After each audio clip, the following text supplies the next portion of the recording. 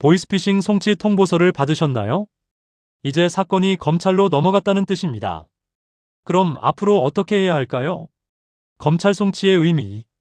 경찰이 조사를 마치고 사건을 검찰로 넘기는 것을 검찰 송치라고 합니다. 이제 검사가 이 사건을 기소할지 아니면 불기소할지를 판단하게 됩니다. 즉, 피해자에서 피고인으로 넘어갈 수도 있는 중요한 분기점입니다. 즉, 검찰이 기소를 하면 피해자는 피고인 신분으로 재판 준비를 해야 합니다. 보이스피싱 사건 구조와 가담 형태. 보이스피싱 조직은 보통 이렇게 나뉩니다. 콜센터에서 피해자를 속이는 사람, 현금을 받는 수거책 혹은 인출책, 송금책 또는 계좌 명의자. 문제는 단순히 계좌를 빌려줬거나 돈을 전달했더라도 사기방조나 전자금융거래법 위반으로 송치될 수 있다는 점입니다. 검찰 송치 후 반드시 해야 할 대응. 경찰 진술 내용 확인하기 왜곡된 부분이 있다면 검찰 조사 때 바로 잡기. 고의성 부인 및 증거 확보 실제로 알지 못했다면 그 근거를 남기기. 피해자 합의 시도 피해 회복은 형량에 직접적 영향을 줍니다.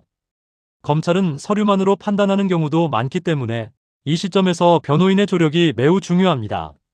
즉 초기 대응을 통해서 기소를 하지 않고 기소유예나 약식기소, 벌금형 등으로 가벼운 처분을 받을 수 있는지 검토가 필요합니다.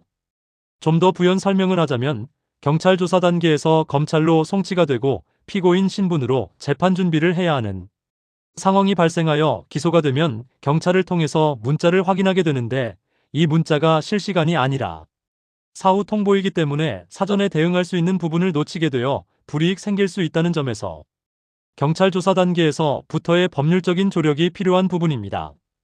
실제 사례. 사례 1 심부름 알바로 현금을 전달한 20대 기소유예 처분. 사례 2 계좌 대여한 대학생 약식 기소, 벌금형. 결국 고의성 대가 피해 규모에 따라 결과가 크게 달라집니다. 경찰 조사 이후 검찰 송치 연락을 받았다면 가볍게 볼 수 없기 때문에 검찰 단계에서 기소 유무에 대한 초기 대응에 대한 전문가의 법률적인 조력도 필수입니다. 검찰 송치 이후 검사로부터 기소를 할 것인가에 대한 문제가 남게 되기 때문에 검찰로 송치된다고 반드시 재판이 이루어지는 것은 아니며 검사의 기소가 있어야 재판이 이루어지게 됩니다. 따라서 이 부분도 초기 대응의 중요성이 강조되는 부분입니다. 2단계에서 불기소나 기소유예 등을 검토할 수 있으며 혐의가 인정되는 경우 수사 단계에서 처벌 수위를 낮추기 위한 조력도 검토해야 합니다. 경찰 조사 단계에서 피해자 신분으로 조사를 한 이후 검찰로 송치 유무를 결정하는 것이며 검사는 2단계에서 조사를 하지 않고 경찰에서 검찰 송치가 이루어진 후 검토한다는 점에서 경찰 수사 단계에서부터 초기 대응이 필요한 사건입니다. 또한 경찰 수사 단계에서 보이스피싱 혐의로 조사를 받은 피해자가 검찰 송치 문자를 통보하는 것은 경찰에서 진행되며 이는 실시간이 아닌 사후 통보 성격이 있기 때문에 이를 알게 된 피해자가 억울한 부분에 대한 소명을 하고 싶어도 검찰은 이미 처리가 끝난 경우도 있다는 점에서 경찰 조사에서부터 대응이 중요하다고 볼 수 있습니다.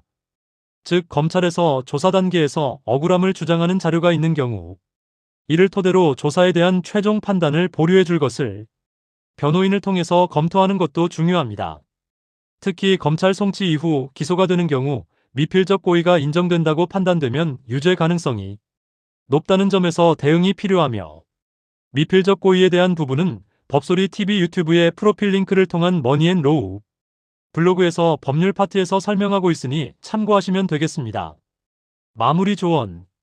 검찰 송치는 끝이 아니라 방어의 시작입니다. 몰랐다는 말만으로는 부족합니다. 메신저 기록, 입금 내역, 문자 등 객관적인 증거를 모아야 합니다. 그리고 변호사를 통해 의견서나 탄원서를 제출하면 불기소나 기소유예 가능성을 높일 수 있습니다. 보이스피싱 사건, 한순간의 실수라도 인생 전체를 바꿀 수 있습니다. 지금이라도 차분히 대응 전략을 세우세요.